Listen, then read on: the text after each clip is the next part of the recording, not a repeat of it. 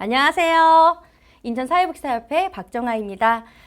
오늘 예비사회복지사들을 대상으로 하는 사회복지사의 첫걸음 특강을 맡게 되었는데요. 여러분 만나 뵙게 돼서 너무 반갑습니다. 오프라인에서 만났으면 더 좋았을 건데 조금의 아쉬움을 뒤로 한 채 오늘 특강을 시작하도록 하겠습니다. 여러분 제가 그림을 하나 보여드릴게요. 이 그림에 보시면 스타트와 피니시가 함께 있죠. 저는 예비사회복지사들에게 되게 적합한 그림이라고 생각을 해서 가져와 봤는데요. 여러분들은 지금 사회복지사로 나아갈지 아니면 실습을 통해서 난 그냥 여기서 접어야 할지 그 기로에 서 있는 분들이라는 생각이 들었거든요. 여러분들은 어떻게 하실 것 같으세요? 이번 실습이 끝나면 스타트를 하실 건지 피니시를 하실 건지 그런 결정을 하는 계기가 바로 실습이 되었으면 좋겠습니다. 먼저 제 소개를 간단하게 드릴게요. 저는 현재 인천사회복지사협회에서 사무처장을 맡고 있고요. 그 전에는 한 노인복지관에서 오랜 기간 근무를 한 이력이 있고 슈퍼바이저로서도 오랜 기간 활동을 해왔습니다. 제가 제 소개를 조금 더 할게요. 여러분들 실습 현장에서, 사회복지 현장에서 누군가의 관계를 맺을 때 뭐를 형성하라고 배우셨나요? 맞습니다. 라포를 형성하라고 하죠. 저도 지금부터 여러분하고 라포를 형성하는 거예요. 제 이야기가 여러분 귀에 더 쏙쏙 잘 들리려면 저란 사람에 대해 이해하시는 것도 조금 필요할 것 같거든요. 제 얘기를 조금 해볼게요. 제 이야기를 들어보시고 저런 사회복지사가 이야기를 해주는구나 라고 생각하시면 좋을 것 같아요. 지금 보여드린 이 사진은 제 SNS에 있는 프로필 사진인데요. 그 밑에 보시면 뭐라고 막 글이 써져 있죠. 그 글을 한번 읽어볼게요. 할 수 있다고 생각하면 이룰 수 있는 박정아. 예, 이게 제 좌우명입니다. 저는 좀 긍정적인 사람이에요. 그래서 좀 웬만하면 어떤 사물이든 대상이든 현상을 좀 긍정적으로 바라보려고 노력을 하는데요. 그래서 제가 그걸 뭔가 해보고 싶고 할 때도 긍정적으로 도전을 하는 편이죠. 할 수 있다고 제가 생각이 들면 그거를 해내기 위해서 엄청 노력을 합니다. 될 거라는 긍정적인 마인드로요.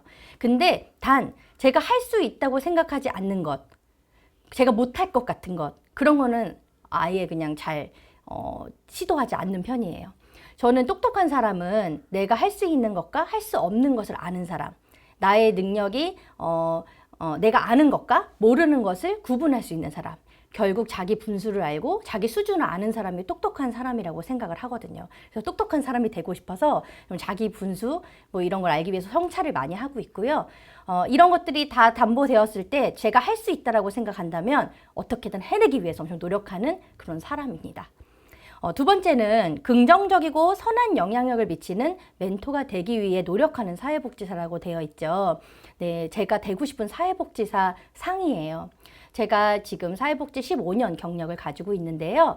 처음에 사회복지 현장에 나갔을 때 뭔가 이제 욕심도 많고 해보고 싶은 것도 많고 또 새로운 시도 같은 거 하면 뭔가 잘 해오고 싶어서 노력을 많이 했었거든요. 근데 뭔가 사회복지에 대한 전문적 지식 그리고 노하우 그리고 복지 정책의 방향 뭐 복지국가는 어떤 것인가 이런 것들을 이렇게 살갑게 혹은 쉽게 가르쳐 주시는 선배님을 저는 사실 못 만났어요. 그래서 그게 굉장히 좀 아쉬운 부분이었거든요. 어떤 분이 제 손을 딱 잡고 박정아 사회복지사 내가 복지사의 길을 알려주겠어 아니면 이렇게 사회복지를 해야 되는 거예요 라는 얘기를 해주는 누군가가 있으면 얼마나 좋을까 라는 생각을 정말 많이 했는데 그 당시에는 제가 어리기도 했고 연차도 별로 안 되고 경력도 없으니까 알고 싶어도 또 선배를 알 수 있는 방법이 없었어요.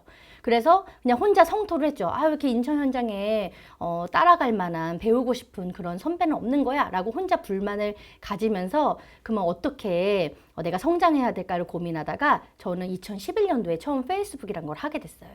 근데 저는 사실은 제 현장에서 열심히 나름대로 하고 있었기 때문에 이 정도면 되지. 노인복지 이 정도면 알겠어 라는 자만에 빠져 있었거든요. 근데 페이스북을 봤더니 전국 방방곳곳에 정말 가치를 지향하고 그러니까 가치를 굉장히 사회복지 가치를 중요하게 생각하고 주민들을 어떻게 바라봐야 하는지 사회복지 실천을 어떻게 해야 되는지 복지국가에 대한 담론들을 어떻게 갖고 있는지 정말 전문적으로 훈련되어 있거나 잘 아는 정말 멋있는 사회복지사들이 많다는 걸 거기서 처음 알게 됐어요. 그래서 페이스북에 있는 뭐 교육 행사라든지 뭐 이런 데들을 막 따라다니면서 그런 분들을 통해서 같이 어울리고 같이 배우고 하는 거를 하기 시작했던 것 같아요. 그러고 봤더니 정말 배울 만한 분들이 많이 있더라고요. 그래서 저는 어쨌든 그 예전에 제가 멘토를 찾지 못해서 굉장히 목마름이 있었던 사회복지사였기 때문에 그럼 나라도 그런 선배가 되어주자라는 마음을 먹게 됐어요. 그래서 완전치 못하다 보니 항상 노력하고 성찰하고 공부하고 이러는 그 모습들로 아직도 갈 길이 먼 노력하는 사회복지사입니다. 마지막에 가치와 윤리를 바탕으로 전문적 사회복지 실천을 하기 위해 노력하는 사회복지사라고 적었습니다. 사회복지사라면 저는 가치와 윤리를 바탕으로 아주 전문적인 실천을 할 수 있어야 된다라고 생각을 해요. 사회복지의 중요한 가치가 두 가지가 있죠. 인간의 존엄성과 사회정의 실현. 이 부분들을 간과하고 그냥 단순히 내가 하는 서비스만 잘하는 게 과연 전문적일까? 물론 그것을 노하우 있게 다양한 경험을 가지고서 해내는 것도 중요하지만 기본적으로 사회복지의 가치가 여기 탑재되어 있지 않으면 안 된다는 생각을 했고요. 모든 직업이 윤리를 가져야겠지만 우리 사회복지 현장은 사람이 사람을 대하는 실천 학문이잖아요. 그렇기 때문에 더욱더 윤리적이고 도덕적이어야 된다는 생각을 했습니다. 그래서 그런 가치나 윤리를 바탕으로 깔고 정말 요즘 사회복지사 자격증 되게 많이 딸 수가 있는 경로들이 있죠.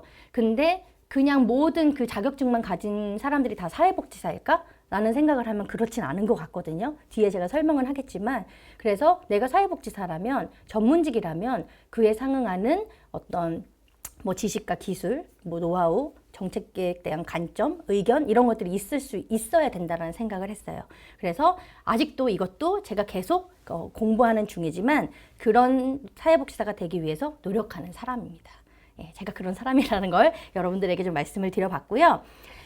제가 조금만 더 제 얘기를 하면서 사회복지사의 삶에 대한 얘기를 하고 싶어요. 제가 퀴즈를 준비했어요. 총 4가지 문제인데 여러분들 한번 자리에서 뭐 O, X 하면서 같이 참여해 주시면 좋을 것 같아요. 제가 드리는 문장이 참일지 거짓일지 한번 알아맞혀 보시는 거예요. 첫 번째, 강사는 골드미스이다. 참일까요? 거짓일까요? 네, 막 웃으시는 분도 있고, 제가 원하는 답은 사실 O인데요.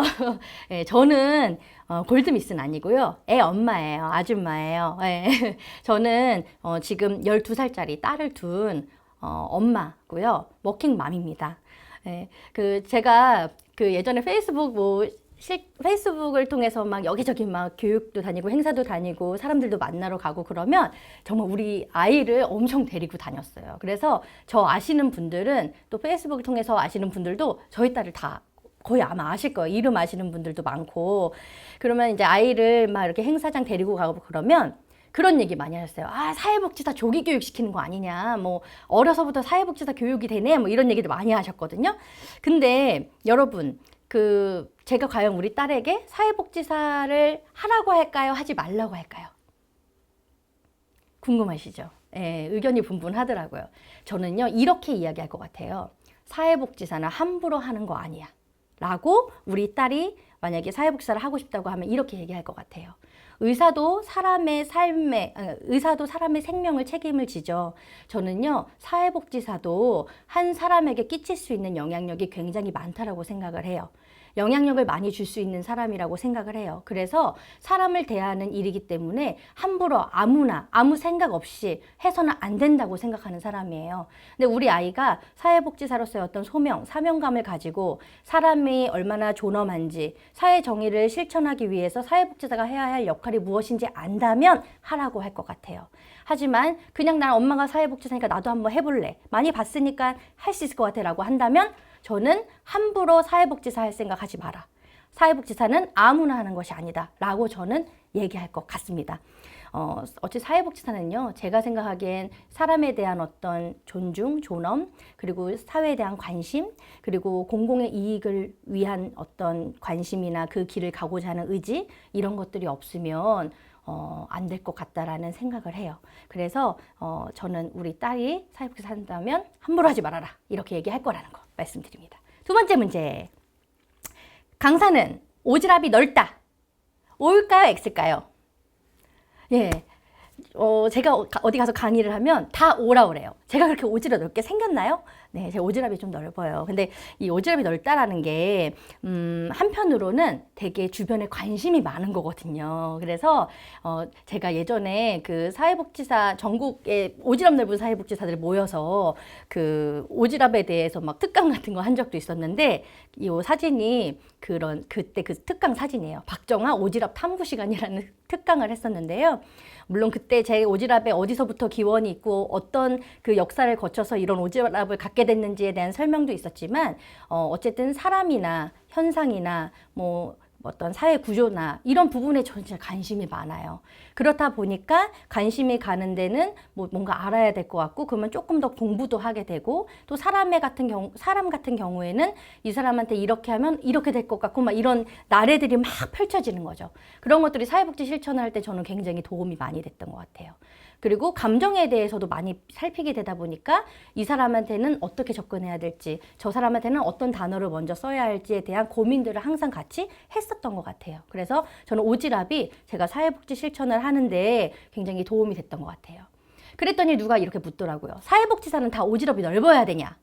아닙니다. 여러 가지 성격 유형을 가진 분들이 사회복지사로 일을 하고 있고요. 한 조직에는 다양한 역량, 성향을 가진 분들이 함께 있어야 더 시너지도 있고 좀 발전이 있을 거라고 생각해요. 그래서 꼭 오지랖이 넓어야 되는 건 아니다. 하지만 오지랖이 넓은 사회복지사가 관심을 둘 수 있는 어떤 범위나 내용이 많다 보니까 저 같은 경우는 참 도움이 됐었다라는 이야기를 들려드리고 싶었습니다.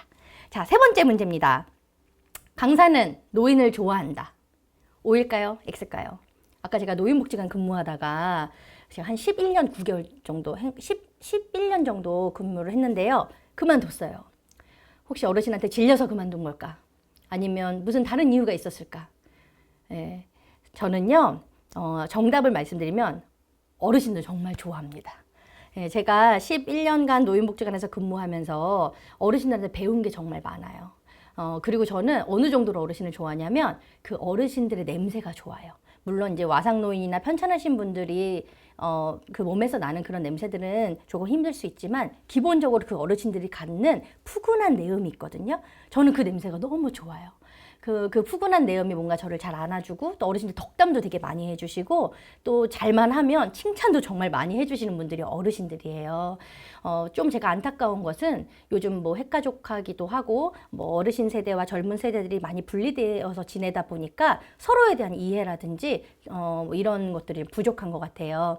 근데 제가 11년간 어르신들을 모셨을 때는 그분들을 굉장히 많이 관찰하게 됐고, 함께하는 시간들을 통해서 정말 배운 게 많은데, 이 삶의 지혜가 정말 대단하시거든요. 그리고 뭐 우리 젊은 사람들이 하면 어르신들 뭐 고집스럽고 뭐 이렇다고 생각하지만 그 생각이 또 확고하신 거라고도 할 수 있어요. 그 다년간 살아오시면서 가지게 된 그 철학들이 있으시기 때문이죠. 반면 굉장히 그 젊은 사람임에도 불구하고 예우해 주시고 배려해 주시고 나누고자 하시고 그런 분들도 계세요. 그런 분들은 정말 얼굴에 그 인품이 배어 나오거든요. 근데 저는 그 어르신들이 뭔가 제가 해결하려고 할 때 같이 도와주시고 할 때 보면 정말 그 삶으로부터 지혜, 현명함 이런 것들을 많이 배웠었고요. 어느 젊은 사람보다도 굉장히 열정적이시고 자기 삶에 도전하시고 하는 분들을 많이 뵀었어요. 그래서 저는 어르신들을 굉장히 좋아한다. 여러분들도 실습을 하시다 보면 다양한 대상을 만나실 수 있을 건데 평소에 내가 그분들에게 관심을 갖지 않으면 사실 그분들이 안 보이거든요. 저도 노인복지관에 다니면서 어르신들 폐지 줍는 것도 보이고 뭐 어르신들이 어떻게 다니시는 것도 보이고 하더라고요. 내가 어떻게 관심을 갖느냐에 따라 어떤 관점을 보고 그들을 보냐에 따라 대상에 대한 나의 생각이 달라질 수 있어요. 그래서 편견 같은 것보다는 열린 사고로 우리 클라이언트 이용자분들을 보셨으면 좋겠다라는 말씀을 드리고 싶습니다. 마지막 문제. 강사는 사회복지사가 장래의 희망이었다. 맞을까요? 아닐까요? 아니라면 뭐가 꿈이었을까요?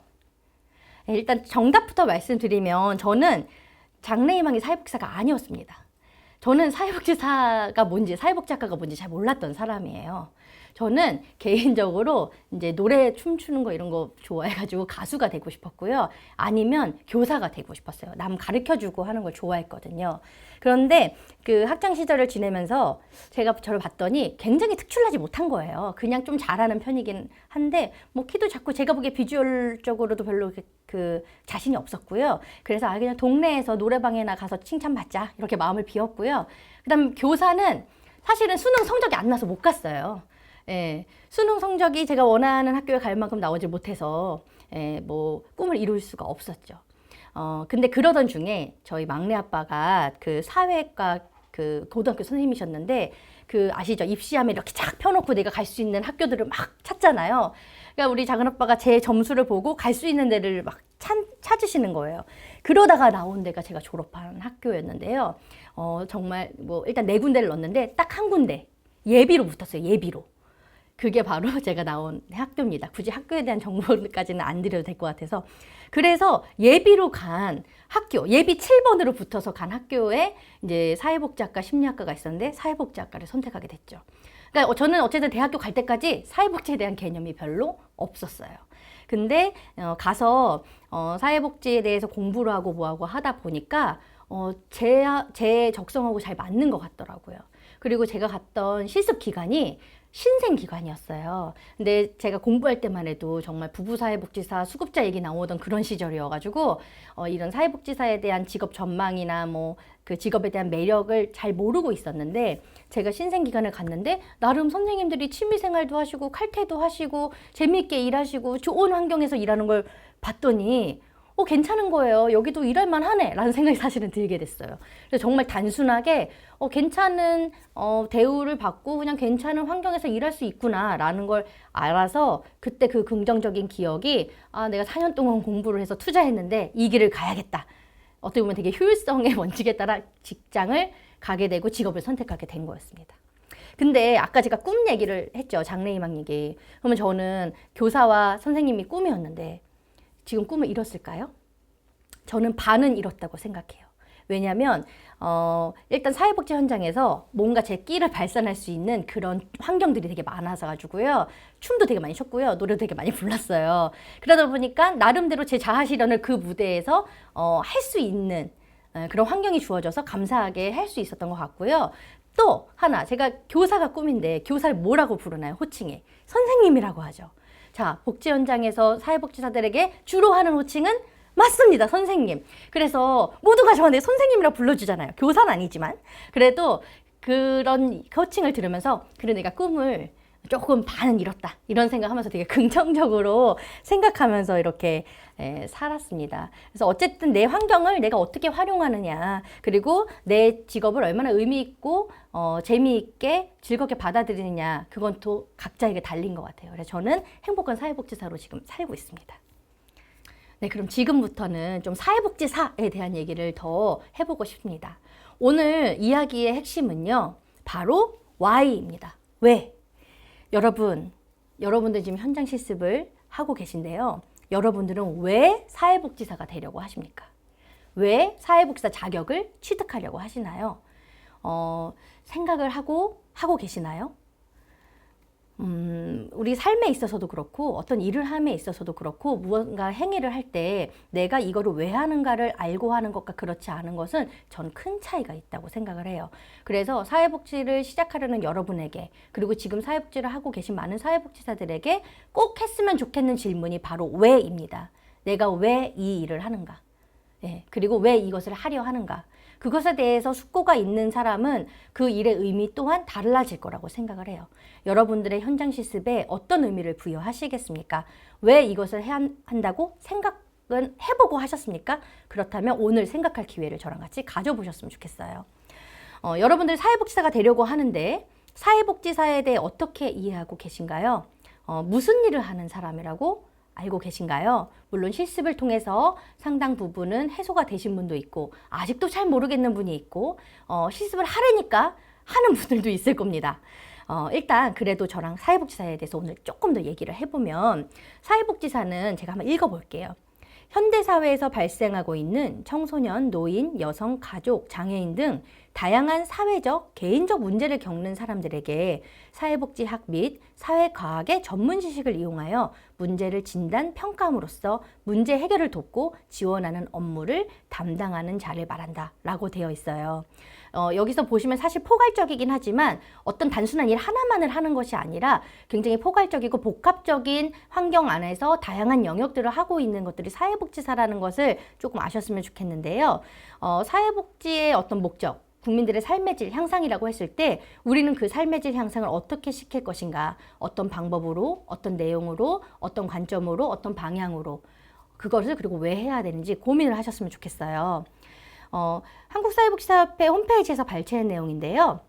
쭉 보시면 뭐 예전에 사회복지사를 어떻게 뭐 총칭을 했으면 뭐 자격증 발급이 어떻게 됐는지 얘기가 있는데 마지막이 저는 가장 중요하다고 생각해요. 사회복지사는 사회복지에 관한 전문 지식과 기술을 가진 자라고 규정하고 있다고 합니다. 여러분, 그러면 사회복지학과를 나와서 4년제 또는 2년제 아니면 요즘 사이버를 통해서도 많이 유입이 되고 있는데요. 그렇게 해서 사회복지사 자격증을 얻으면 여러분은 사회복지사입니까? 여기서 얘기하는 사회복지에 관한 전문 지식과 기술을 가지셨습니까? 예를 들어 의사는요, 굉장히 오랜 기간을 두고서 공부를 하죠. 뭐 10년 넘게 15년, 16년 해야 뭐 전문의, 전공의 이런 것들을 딴다고 알고 있어요. 우리 그분들을 다 전문직으로 인정하잖아요. 그러면 우리 사회복지사는 전문직으로 인정받기 위해서 어떤 노력을 해야 할까요? 그냥 대학교 4년 공부하고 딱 현장에 나가면 저는 전문가라고 얘기할 수 있을까요? 여러분들은 그렇게 얘기할 수 있으세요? 그러면 그렇게 되기 위해서는 어떻게 해야 할까요? 사회복지도요, 패러다임이 계속 바뀌고요. 적용하는 기술이나 관점들이 계속 바뀌어가고 있습니다. 현장에서 풀어내는 실천의 방식, 내용도 계속 바뀌고 있거든요. 그러면 내가 배운 것만 가지고서 그런 패러다임을 쫓아갈 수 있을까요? 우리가 정말 사회복지에 관한 전문 지식과 기술을 가진 사회복지사로 활동하려면 꾸준한 공부가 필요하고 꾸준한 학습 모임, 뭐 이런 교육들이 저는 필요할 거라고 생각해요. 그래서 여러분들이 전문가라고 자신 있게 이야기할 수 있는 사람이 되려면 그에 맞는 지식과 기술을 위해서 끊임없이 연마하고 통찰하고 성찰하고 나아가는 그런 과정이 필요하다고 생각합니다. 그리고 거기에 가치가 아까 굉장히 중요하다고 말씀드렸는데 사회복지에 대한 어떤 소명의식 그리고 전문직으로서의 사명감 이런 것들도 함께 있어야 된다고 생각해요. 사회적인 책무가 요구되는 전문직은 대부분 선서문을 갖고 있다고 합니다. 자, 의사는요 히포크라테스 선서가 있고요. 간호사는 나이팅게일 선서가 있어요. 그리고 한의사는 허준 선서가 있다고 합니다. 이 각 선서문 안에는 각각 전문직의 사명과 정체성이 드러나게 되어 있어요. 그래서 보면 뭐 의사나 간호사, 한의사는 각각 어떤 정체성을 가져야 하는지 이렇게 제가 적어 놨는데요. 또 이뿐만 아니라 검사, 변호사, 판사도 뭐 공익, 인권, 정의, 뭐 헌법, 법률, 양심과 같은 이런 본인들의 전문직의 정체성을 드러내는 단어들이 잘 나와 있죠. 그렇다면 사회복지사 선서가 있다는 거 아십니까? 사회복지사 선서를 보면 사회복지사들의 정체성을 어떻게 알 수 있을까요? 저랑 같이 공부해 보도록 하실게요. 먼저 사회복지사 선서를 저랑 한번 읽어보셨으면 좋겠어요. 저는 이 사회복지사 선서 읽을 때 참 가슴이 뭉클하거든요. 그래, 내가 이런 일을 하는 사람이지. 이렇게 나아가야 하지. 내 자리는 거기에 있는 것이지. 그래, 나는 마땅히 이렇게 일을 해야 해. 라는 저만의 나름대로 주문을 외웁니다. 그리고 제 그 책상 맡에는 사회복지사 선서가 항상 붙어 있습니다. 볼 때마다 맞다, 난 사회복지사야. 사회복지사로서 삶을 어떻게 살아야겠어. 어떻게 실천해야겠어. 라는 생각 많이 하게 됩니다. 저랑 같은 마음으로 사회복지사 선서를 한번 읽어봐 주시면 좋겠습니다. 선서. 나는 모든 사람들이 인간다운 삶을 누릴 수 있도록 인간 존엄성과 사회 정의의 신념을 바탕으로 개인, 가족, 집단, 조직, 지역사회, 전체 사회와 함께한다. 나는 언제나 소외되고 고통받는 사람들의 편에 서서 저들의 인권과 권익을 지키며 사회의 불의와 부정을 거부하고 개인 이익보다 공공 이익을 앞세운다. 나는 사회복지사 윤리강령을 준수함으로써 도덕성과 책임성을 갖춘 사회복지사로 헌신한다. 나는 나의 자유의지에 따라 명예를 걸고 이를 엄숙하게 선서합니다. 바로 저랑 같이 하신 거 맞죠? 예, 사회복지사 선서가 크게 세 단락으로 구분되어 있는데 각 단락마다 보면서 사회복지사 선서에 드러난 사회복지사의 정체성에 대해 함께 이야기 나눠봤으면 좋겠어요. 첫 번째 단락은 사회복지사로서 갖추어야 할 어떤 기본 신념과 활동 범위를 나타내는 것 같아요. 일단 나는 모든 사람들이라고 할 때 이 모든 사람들은 어디를 이야기하는 걸까요? 우리나라로 치면 전 국민을 이야기하는 거죠. 우리가 협의의 개념과 광의의 개념으로서 대상자를 분류하기도 하는데 그런 요즘 우리나라의 복지 추세, 다른 나라들도 그렇고 보편적 복지로 나아가고 있죠. 그렇다면 모든 국민들이, 모든 사람들이 평등하고 공평하게 인간으로서의 권리를 누릴 수 있는 그런 인권들을 가지고 있는 그 사람들을 모두를 얘기를 한다고 생각해요. 그래서 누구는 복지의 대상이고 누군 복지의 대상이 아닌 것이 아니라 각자가 놓여있는 어떤 삶의 수준, 삶의 질에서 그 위로 조금씩 향상시킬 수 있는 것들. 그래서 어떤 사람에게는 도시락 배달이 필요할 수가 있고요. 어떤 사람에게는 문화 프로그램이 필요할 수 있겠죠. 각자 상대적으로 갖고 있는 삶의 질을 모든 사람들의 삶의 질을 향상시키는 것이 사회복지라고 생각합니다. 그리고 인간다운 삶이라 함은 인간으로 기본적으로 갖추어야 할 어떤 조건, 기반 이런 것들을 마련하는 것이라고 생각해요. 그게 사회복지 서비스, 사회복지 실천이라고 생각을 해요. 그래서 인간으로서 기본적으로 누려야 할, 향유해야 할 어떤 삶의 수준을 보장한다라는 이야기가 될 거고요. 여기에 또 삶을 누린다고 하고 있어요. 사회복지 어떤 이용자나 클라이언트들의 문제를 바라보는 게 아니라 그들의 삶을 바라보는 것이고요. 누린다는 것은 그들의 권리로서의 인정을 뜻한다고 생각을 합니다. 그리고 계속 앞에부터 말씀드렸는데 사회복지 두 가지 큰 가치, 인간의 존엄성과 사회정의 신념이라는 게 나와 있습니다. 인간에 대해 존엄하게 생각하는 기본적인 가치, 인간을 함부로 대하지 않는 인격과 품격을 갖추는 것, 그리고 생명을 중하게 생각하는 것, 사람에 대해 존중해야 하는 것, 그리고 모든 사람은 평등하다라는 인권적인 가치, 그런 것들 바로 인간 존엄성의 가치를 실현하는 거라고 생각을 해요. 그리고 사회정의란 단순하게 물론 서비스를 하는 것도 중요하고 뭐 정책을 하는 것도 안 중요한 일은 없다고 생각해요. 그런데 사회정의의 신념에 대한 관심이 있어야 된다고 생각합니다. 사회복지는 사회와 복지에 모두 관심이 있어야 되는 거고 사회적인 정책이나 이런 방향에도 관심이 있어야 된다고 생각을 해요. 우리가 한 사람의 어떤 그 삶을 유지해주기 위해서 식사를 배달하고 아니면 그분의 어떤 뭐 정서적인 부분을 돕고 하는 것도 중요하지만 이분이 놓여있는 어떤 사회 구조적인 제도적인 모순에서 이분을 구하는 것도 이분을 위한 사회복지라고 생각을 하는데요. 그런 것들이 사회 정의를 실현하는 거라 생각해요.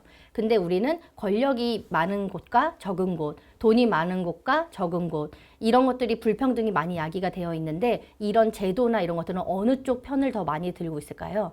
당연히 권력과 돈이 많은 쪽에 더 그것이 정의다라고 이야기하는 경우들 때문에 불평등이 심각해진다고 생각하거든요. 그럼 사회복지사들은 이 불평등에 대한 고민을 할 수 있어야 되고 어떻게 해야 정의로운 사회가 될 수 있는지에 대한 고민을 할 수 있어야 된다고 저는 생각합니다. 그래서 그런 신념을 바탕으로 개인과 가족, 집단, 조직, 지역사회, 전체 사회가 전체 사회와 함께 한다는 것은 개인에게는 개인이 필요한 서비스나 뭐 실천, 또 가족, 집단, 조직에 필요한 것들, 그리고 지역이나 그 전체 사회, 국가에 필요한 그런 것들을 함께 할 수 있는 그런 걸 함께 다루고 관심을 갖고 관점을 가질 수 있는 어떤 그 범위들을 아우를 수 있는 사회복지사여야 되지 않는가라는 생각을 합니다. 두 번째, 정체성에 대한 부분이에요. 언제나 소외되고 고통받는 사람들의 편에 선다는 것은 그 편에 선다는 거는 그들과 함께 그들의 입장에서 그들의 관점에서 함께 바라봐 줄 수 있는 거라고 생각을 해요. 그래서 또 여기는 더욱더 그 협의의 개념의 대상이 들어가겠죠. 정말 당장 그 보호가 필요하고 도움이 필요한 사회적 약자들에게는 아주 기본적으로 그분들 편에 서서 있어야 되는 것이 바로 사회복지사의 자리이다. 사회복지사가 그 자리를 지키려면 연극을 할 수는 없다고 생각해요. 정말 그들의 삶에 관심을 갖고 그 사람들의 편이 될 수 있을 때 그 자리에서 오랫동안 일을 할 수 있다고 생각하거든요. 그래서 이거는 대상의 이야기도 될 수 있지만 사회복지사가 어느 자리에 누구와 함께 해야 되는지에 대한 표현이라고 생각합니다.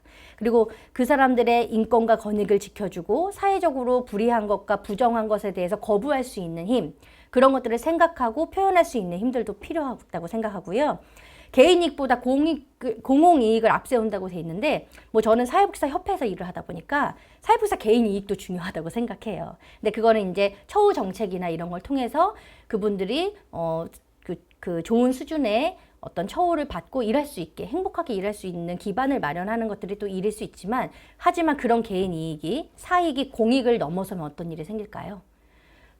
사회복지가 수단이 되고 어떤 돈벌이가 되고 하면 우리가 뉴스에서 많이 접할 수 있듯이 뭐 비리 문제라든지 뭐 인권의 문제, 학대의 문제, 그리고 먹거리에 대한 문제, 이런 것들이 생겨날 수 있잖아요. 그래서 사회복지사들은 개인 이익이 공공의 이익을 넘어서는 것에 대해서 경계하고 성찰할 수 있어야 된다. 그리고 어쨌든 공공의 이익을 위해서 일하는 사람이다라는 생각이 필요하다고 생각합니다.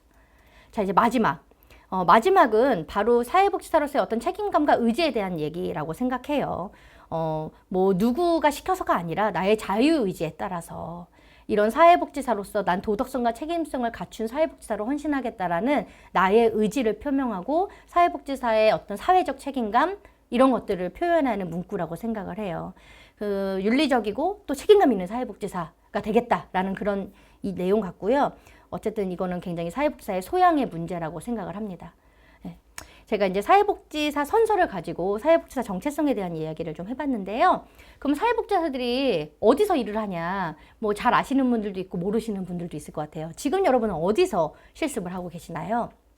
사회복지사 활동 영역은 이렇게나 다양합니다.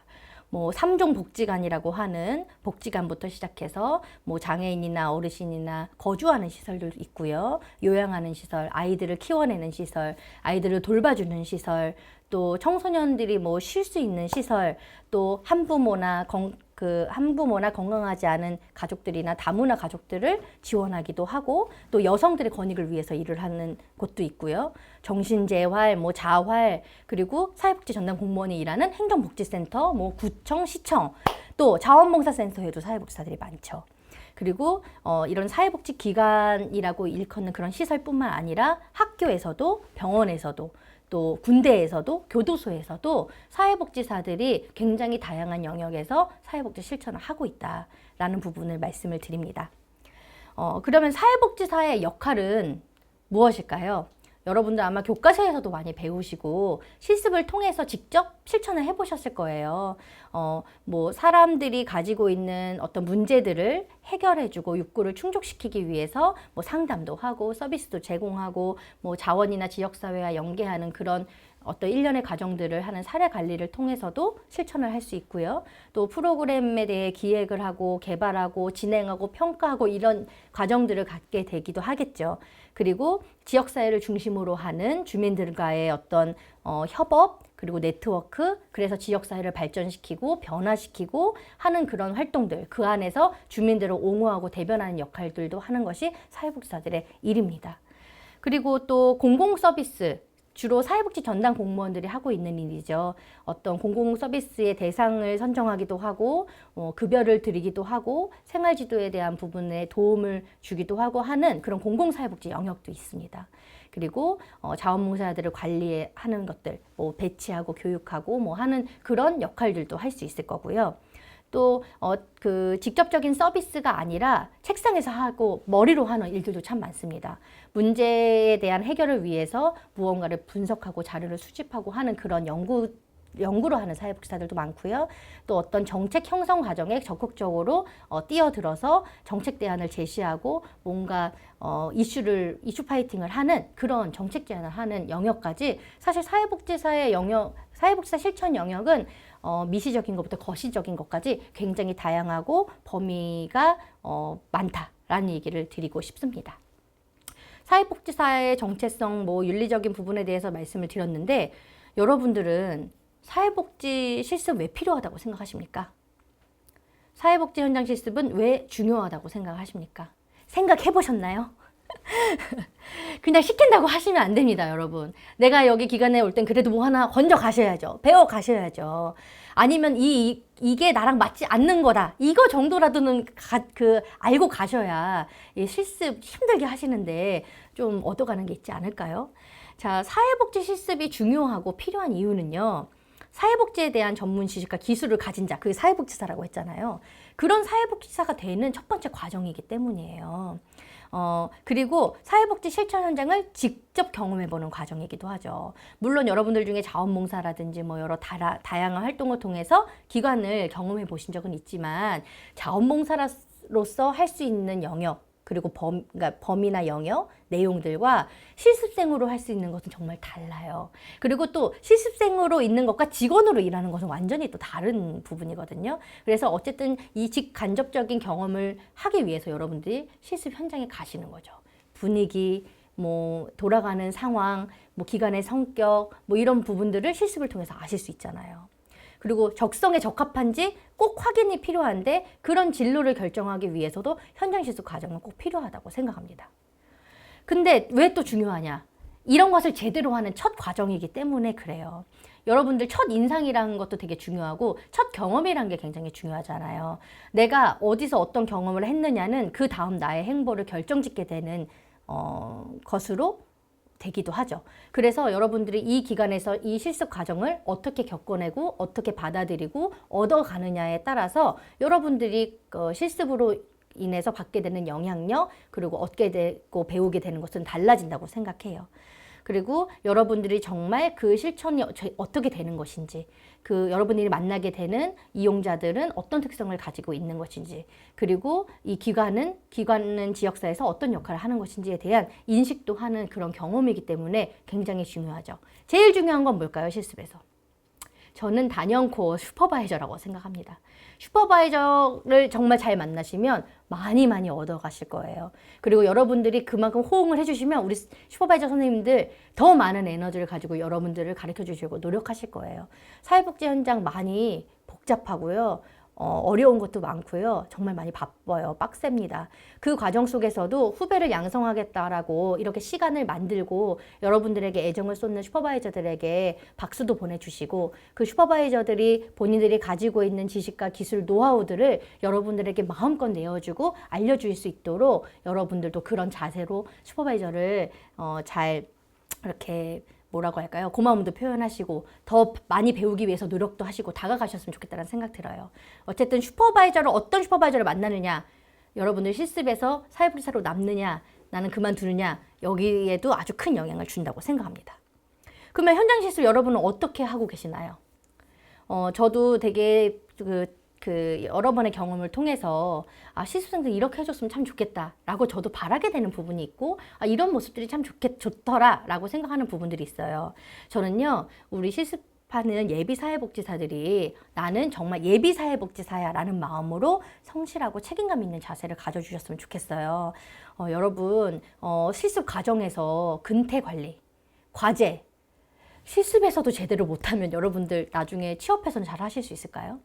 연습하시고 도전하시고 해내시고 또 시도하고 뭔가를 해냈으면 성취감도 맛보시고 그런 것들을 할 수 있는 기회인데 여기서 여러분들이 준비가 안 되고 연습이 안 되면 과연 취직해서는 잘하실 수 있을까요? 아닙니다. 예비 사회복지사라는 마음으로, 예비 직장인이라는 마음으로 이런 조직에서 그리고 내 동료들하고 선후배하고 어떤 관계를 맺고 어떤 자세로 해야 되는지에 대한 고민하시면서 했으면 좋겠다는 말씀을 드리고요. 또 사회복지사라면 이런 소양을 갖고 이런 생각으로 이런 철학으로 일을 하는구나 라는 것들을 배우는 과정으로 인식하셨으면 좋겠어요. 그냥 이렇게 하니까 따라서 하고 이게 아니라 왜 저렇게 할까? 어떻게 하면 더 잘할 수 있을까? 우리 슈퍼바이저들을 뿐만 아니라 다양한 사회복지 선배들이 본인들의 노하우가 정말 다 많이 있거든요. 그럼 그 역량들을 빼먹으셔야 돼요. 그래야 여러분들이 실습하는데 큰 도움이 된다고 생각해요. 그리고 학교에서 배운 이론들이 있으실 거예요. 뭐 개별화 원리가 될 수도 있고요. 메슬로우의 뭐 욕구에 대한 것들도 있을 수 있는데 그런 것들을 실천 현장에서 어떻게 녹여내고 있고 어떤 식으로 반영되고 있고 이런 것들을 확인할 수 있는 계기로 삼으시면 되게 재밌을 거예요. 이게 그 얘기구나. 인테이크라는 게 이런 거구나. 우리가 그동안 이론서에서 보던 그런 단어들, 문장들 뭐 이런 것들이 실제로 이렇게 진행되고 있구나라는 걸 확인하면 되게 재미있을 것 같아요. 그리고 현장의 노하우와 실천이 미치는 영향을 어떻게 파악하냐면 저 같은 경우는 관찰을 많이 하시라고 하고 싶어요. 그 모든 사회복지사들이 가지고 있는 역량이나 강점이 다른데 그분들이 각자 주어진 역할들을 어떻게 잘 해내고 있는지 많이 관찰하시고 누가 오면은 이렇게 응대하는구나. 누가 이런 걸 물어보면 이런 식으로 답변을 하는구나. 전화 응대는 어떻게 하는구나. 페이퍼는 어떻게 작성을 하는구나. 이런 것들을 많은 관찰을 통해서 자기 걸로 만드셨으면 좋겠다라는 말씀을 드리고 마지막으로 내가 만나는 이용자와 기관을 잘 이해하는 과정으로 삼으셨으면 좋겠어요. 그리고 모든 것은요, 아무리 좋고 귀중하고 소중한 걸 여러분에게 내어드려도요, 받아들이는 여러분의 몫이에요. 제가 지금도 굉장히 열변을 토하고 있지만, 여기에서 뭐 하나라도 어떤 신념이든 어떤 다짐이든 뭐가 가져가시는 분은 되실 분입니다. 그런데요, 아무리 좋은 명강사가 와서, 좋은 슈퍼바이저가 와서 아니면 아주 훌륭한 기관에서 여러분이 몸을 담고 있다 하더라도 그걸 내 거로 내재화시키지 않고 성찰하지 않고 학습하려 하지 않고 행하지 않으면 다 말짱 도루묵입니다. 그래서 여러분 모든 건 다 받아들이는 여러분들의 몫이니 여러분들이 그런 생각을 가지고 해주셨으면 좋겠다. 그리고 또 어떤 기관이든 어떤 사람이든 완벽할 수는 없어요. 그러면 이런 게 안 돼, 저런 게 안 돼라고 이렇게 뭐 험담을 하시거나 이러기보다는 좋은 것들만 배워오시고 좋은 기억들만 가지고 오셔서 실습이 귀중한 경험이고 그런 그 재산이 됐으면 좋겠습니다. 상처받으시는 일 같은 것도 없으셨으면 좋겠고요. 네, 여러분 이제 실습이 끝나면 여러분들은 뭘 하시죠? 네, 학교 가서 이제 교과목 정리가 다 되고 졸업하시고 하면 자격증을 발급받으셔야 되죠. 그러면 그때 저를 다시 만나실 수 있습니다. 실습 과정이 끝나면 자격증 어떻게 발급받는지 많이 궁금하실 거예요. 물론 각 과사나 뭐 교수님들께서 잘 설명을 해주시겠지만 제가 한 번 더 설명을 드리도록 하겠습니다. 자격증을 발급받는 절차는요, 일단 저희가 중앙에 한국사회복지사협회라는 게 있고요. 그 밑에 17개 시도의 지방협회들이 있어요. 그럼 여러분들은 자격증 신청은 본인이 살고 계시거나 뭐 일하고 계시거나 주로 이제 활동하시는 그쪽에다가 그 자격증 신청을 하시는 거예요. 그러면 지방협회에서 그 서류를 다 검토를 해서 중앙에 있는 한국사회복지사협회로 올리게 됩니다. 그러면 한국사회복지사협회에서 검증과 검토를 거쳐서 여러분들에게 등기로 원하시는 곳으로 등기를 통해 자격증을 발급하고 있습니다. 이런 일련의 과정을 통해서 자격증 발급이 이루어지고 있다는 부분. 그래서 각 시도 협회에 여러분들이 신청하셔야 된다는 거 꼭 기억을 해주시면 됩니다. 자격증 발급 신청에 필요한 서류는요, 현재는 한 5가지 정도 돼요. 그 자격증 발급 신청서가 필요하고요. 성적 증명서 원본 필요하고 현장 실습 확인서도 원본.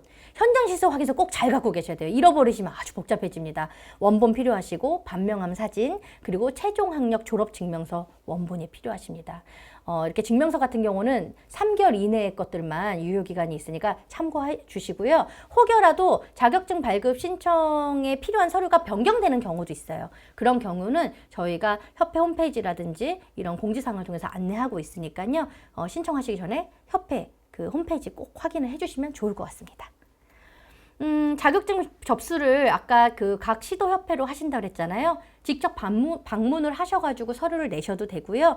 저희가 등기 우편을 통해서도 접수를 받고 있고요. 요즘은 코로나 때문에 방문 접수는 받지 않고 있습니다. 그러니 우편으로 접수하시면 되고요. 제일 중요한 얘기를 하나 할게요.